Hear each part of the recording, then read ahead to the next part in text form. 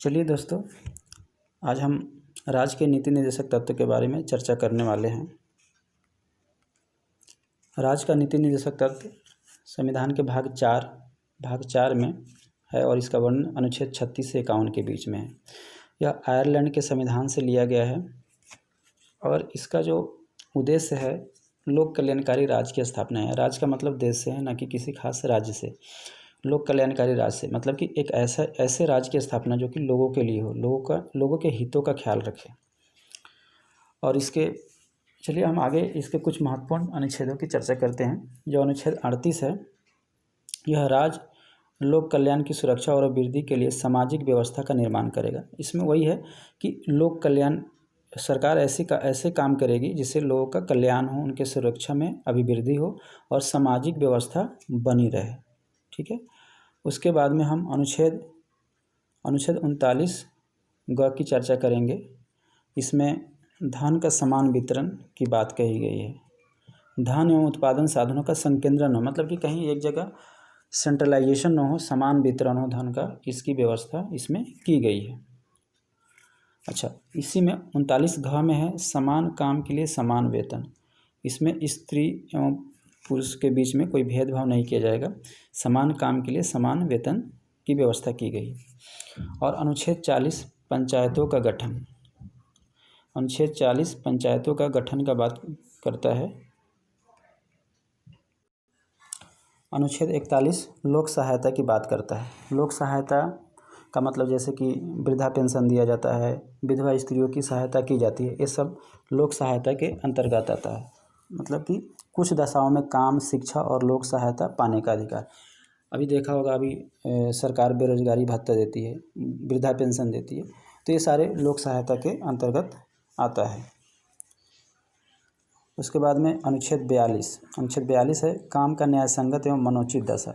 मतलब कि काम जहाँ भी कोई करता है वहाँ पे न्याय संगत एवं मनोचित दशा होना चाहिए। आपने देखा होगा जहाँ पे स्त्रियाँ काम करती है वहाँ पे क्रेच की व्यवस्था, बच्चे को खेलने की व्यवस्था, ये सारी व्यवस्था की गई होती है। ठीक है।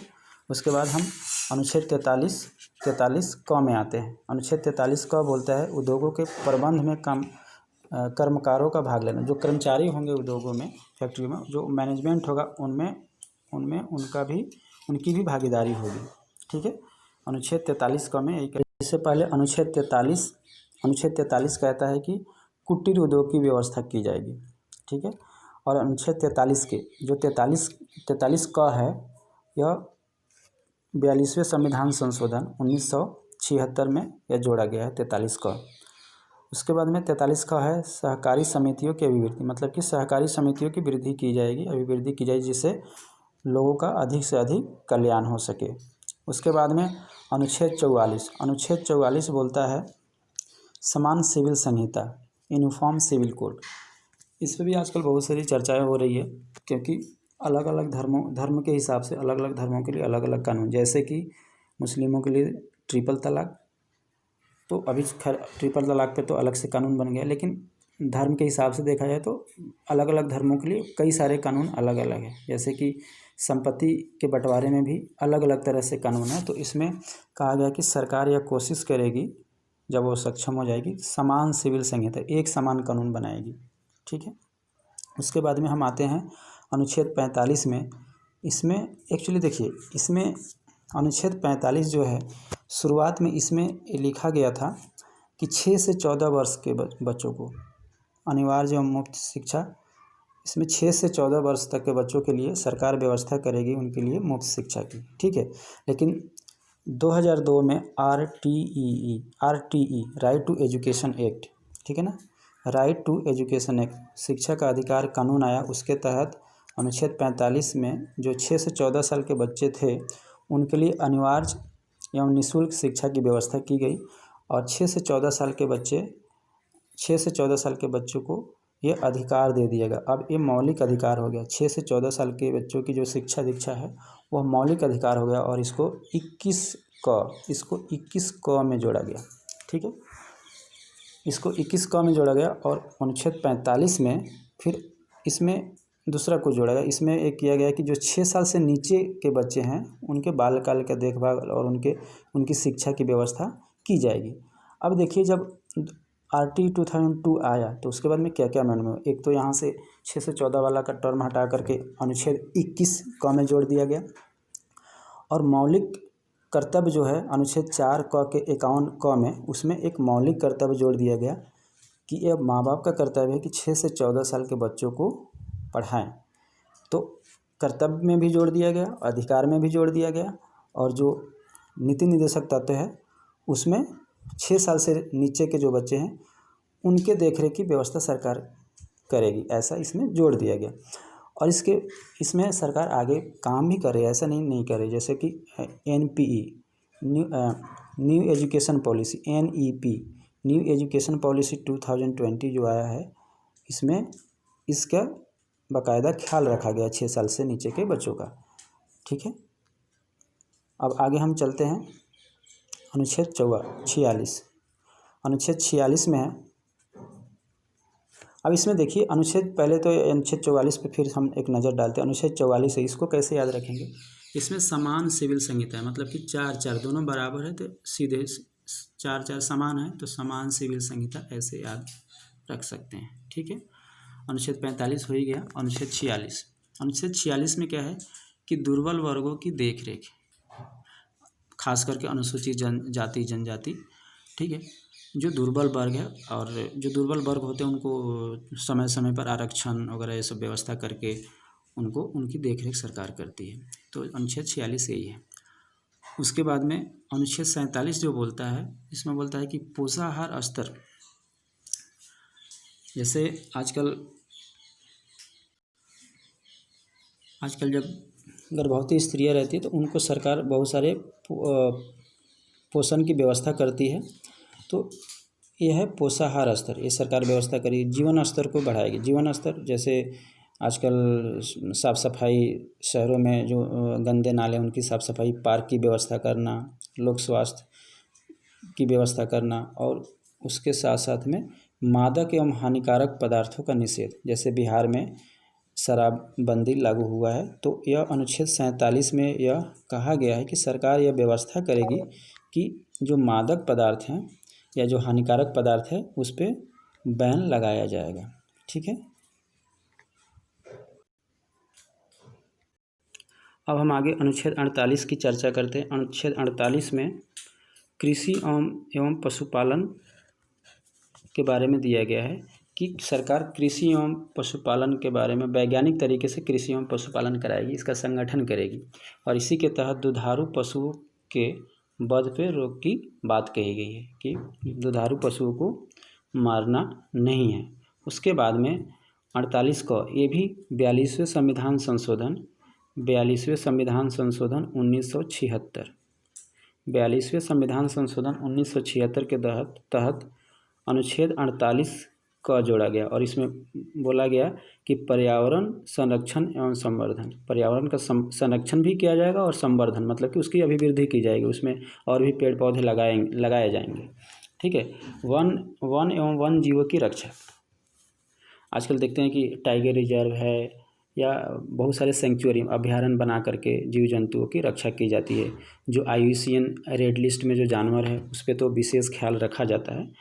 तो ये सारी व्यवस्थाएं सरकार कर रही है, केवल लोगों के लिए नहीं। लोक कल्याणकारी राज का मतलब ये नहीं कि केवल लोगों के हितों की ही रक्षा की जाएगी, इसमें पशु पक्षियों की भी और पर्यावरण की भी रक्षा की जाएगी। उसके बाद में आइए हम अनुच्छेद 49 की चर्चा करते हैं। अनुच्छेद 49 जो है राष्ट्रीय महत्व के स्मारकों, स्थानों और वस्तुओं का संरक्षण। इसमें जो स्मारक वगैरह है, कुछ भी स्मारक होता है उसमें सरकार पैसे खर्च करती है, उसका संरक्षण करती है, उसकी सुरक्षा की व्यवस्था करती है। तो ये सब नीति निर्देशक तत्व में दिया गया है। ठीक है, उसके बाद में अनुच्छेद 50 में है कि न्यायपालिका एवं कार्यपालिका का पृथककरण। देखिए, कार्यपालिका और न्यायपालिका का पृथककरण होना बहुत ज़रूरी है। अगर दोनों का पृथककरण नहीं होगा तो सही से लोगों को न्याय नहीं दिया जा सकता। ठीक है, इसलिए इसमें अनुच्छेद 50 मतलब कि 50 इधर 50 उधर, मतलब कि बिल्कुल बाउंड्री लाइन होना चाहिए, 50-50 होना चाहिए, दोनों के बीच में बाउंड्री लाइन होना चाहिए। ठीक है। इधर एक तरफ कार्यपालिका, एक तरफ न्यायपालिका, ठीक है, और बीच में बाउंड्री, ठीक है। अगर दोनों का मिलन हो गया तो समझ लीजिए कि लोकतंत्र खतरे में है, ठीक है। अब हम अनुच्छेद 51 की चर्चा करते हैं। अनुच्छेद 51 क में अंतर्राष्ट्रीय शांति और सुरक्षा की बात की गई है। अब बताइए कि हमने जितने सारे चीज़ों का वर्णन किया, ठीक है, जितने सारे चीज़ों का वर्णन किया, अगर वो सारे चीज़ों की पूर्ति हो जाती है तो फिर हम अंतर्राष्ट्रीय शांति और सुरक्षा की बात करेंगे कि नहीं। तो इसलिए लास्ट में अंतर्राष्ट्रीय शांति और सुरक्षा की बात कही गई है।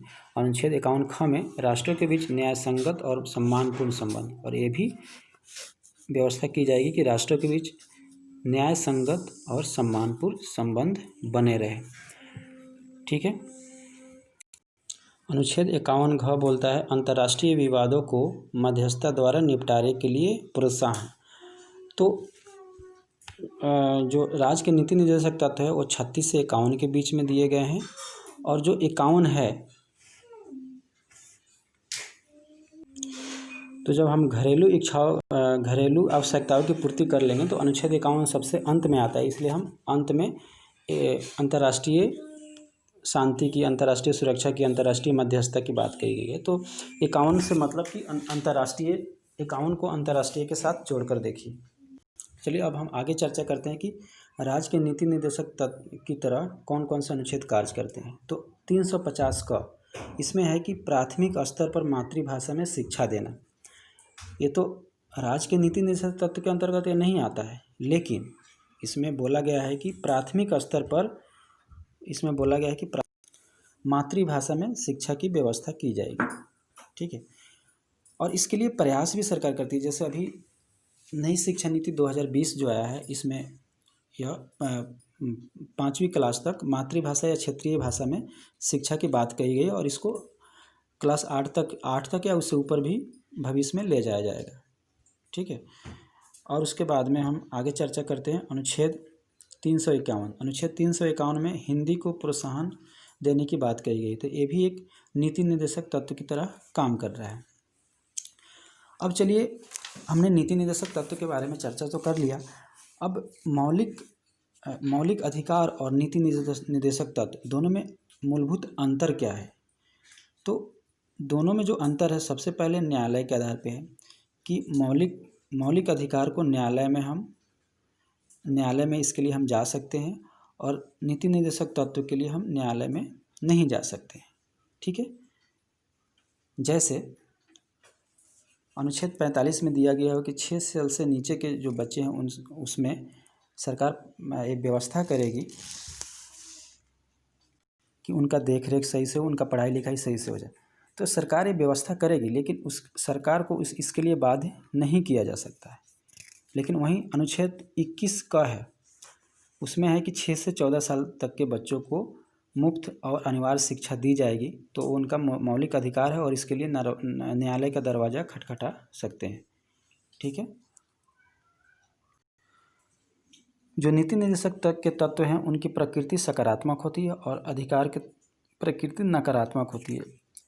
क्योंकि नकारात्मक इसलिए कि अगर वो सरकार आपके जो मौलिक अधिकार है उसको देने में सक्षम नहीं, तो आप न्यायालय चले जाएंगे। लेकिन जो नीति निर्देशक तत्व है यह सकारात्मक है, यह निरंतर अभिवृद्धि के लिए है। इसमें यह व्यवस्था है कि चलिए हमने ये टारगेट पूरा कर लिया, अगला टारगेट हमारा ये है। तो सरकार के लिए एक लक्ष्य निर्धारित किया गया है कि सरकार को किन किन विषयों पे काम करना है। इसलिए नीति निर्देशक तत्व की जो प्रकृति है वो सकारात्मक है, ठीक है। अच्छा, इसकी शक्ति, इसमें जो है नीति निर्देशक तत्व, इसमें केवल नैतिक शक्ति है सरकार को, जबकि मौलिक अधिकार में क्या है कि कानूनी शक्ति प्राप्त होती है। अगर लोगों को यह नहीं मिलता है, मौलिक अधिकार नहीं प्रोवाइड कराया जाता है सरकार द्वारा, तो इसमें एक कानूनी शक्ति, कानून के माध्यम से हम इसको ले सकते हैं। अब चलिए हम उपयोग के आधार पर देखते हैं। जो नीति निर्देशक तत्व है यह सरकार के लिए है, और जो मौलिक अधिकार है यह लोगों के लिए है। मौलिक अधिकार लोगों को दिए गए हैं, और नीति निर्देशक तत्व ये सरकार के लिए है, एक डायरेक्टिव है। और इसका जो उद्देश्य है अब उद्देश्य के आधार पर चर्चा करते हैं। उद्देश्य तो इसमें इसका जो नीति निर्देशक तत्व का उद्देश्य है, एक लोक कल्याणकारी राज्य की स्थापना करना, ठीक है, एक आर्थिक लोकतंत्र की स्थापना करना, जबकि जो मौलिक अधिकार है इसमें राजनीतिक लोकतंत्र की स्थापना, ठीक है। तो नीति निर्देशक तत्व है इसमें आर्थिक लोकतंत्र, और जो मौलिक अधिकार है उसमें राजनीतिक लोकतंत्र। आर्थिक लोकतंत्र अब इसलिए क्योंकि इसमें आपने पढ़ा सारे में कि लोगों को काम की सुविधा देगी सरकार, समान कानून बनाएगी सरकार, या मतलब 6 साल से नीचे के जो